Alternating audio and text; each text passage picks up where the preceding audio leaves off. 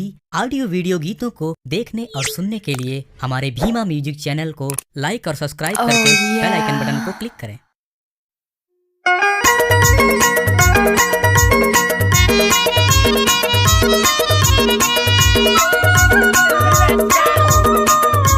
नाम तो सुना ही होगा, अगर नहीं सुना होगा तो आप सुन लीजिए। MS ध्रुव आंधा टोला वाले। आमा पानी आमट लगे तेज भाजी बिचल बीड़ा पान मीठा लागे वो। आमा पानी आमट लगे तेज भाजी बिचल बीड़ा पान मीठा लागे वो। बीड़ा पान मीठा लागे ये दीवानी बीड़ा पान मीठा लागे वो। बीड़ा पान मीठा लागे ये दीवानी बीड़ा पान मीठा लागे वो। आमा पानी आमट लगे तेज भाजी बिचल बीड़ा पान मीठा लागे रे। आमा पानी आमट लगे तेज भाजी बिचल बीड़ा पान मीठा लागे रे। बीड़ा पान मीठा लागे बीड़ा पान मीठा लागे बीड़ा पान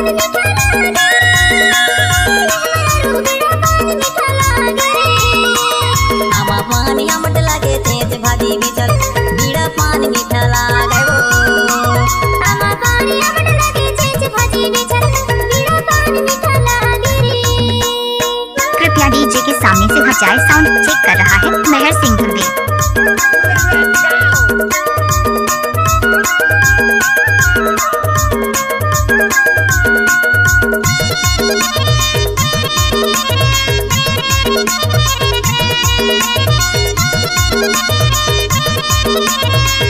कौन कहता है कि ग्रामाल्हा सुंदर नहीं है?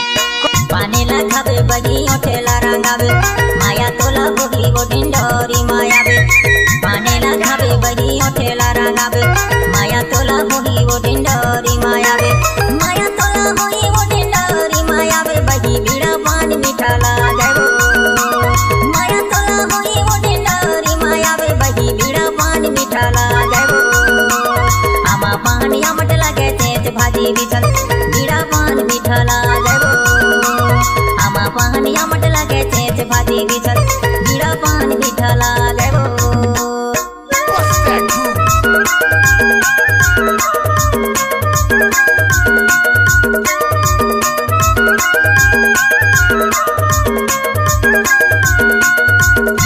डीजे मेहर सिंह ध्रुवे आंधा टोला।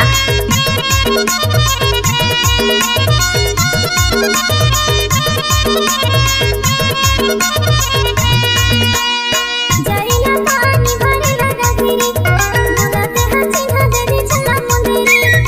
जरिया पानी भरेला गगरी बुलते हसीना दे चला मंदिरी। बुलते हसीना दे चला मंदिरी गावीरा पान मीठा लागे रे। बुलते हसीना दे चला मंदिरी गावीरा पान मीठा लागे रे। आमा पानी आमट लगे तेज भाजी बिचल बीड़ा पान मीठा लागे रे। आमा पानी आमट लगे तेज भाजी बिचल बीड़ा पान मीठा लागे रे।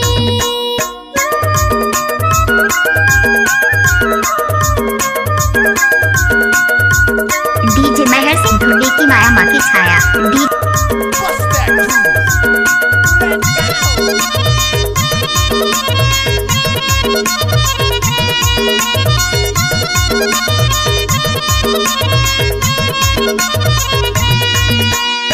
घास के थाली बही खाएला खाना मोला मोही डारे रानी गावत गाना। घास के थाली रानी खाएला खाना मोला मोही डारे रानी गावत गाना। मोला मोही डारे बही गावत गाना है बीड़ा पान मीठा लागे वो। मोला मोही डारे बही गावत गाना है बीड़ा पान मीठा लागे वो। आमा पानी आमट लगे तेज भाजी बिचल बीड़ा पान मीठा लागे वो। आमा पानी आमट लगे तेज भाजी बिचल बीड़ा पान मीठा लागे वो। आमा पानी आमट लगे तेज भाजी बिचल बीड़ा पान मीठा लागे वो। आमा पानी आमट लगे तेज भाजी बिचल बीड़ा पान मीठा लागे वो। डीजे मेहर सिंह ध्रुवे स्कूल टोला।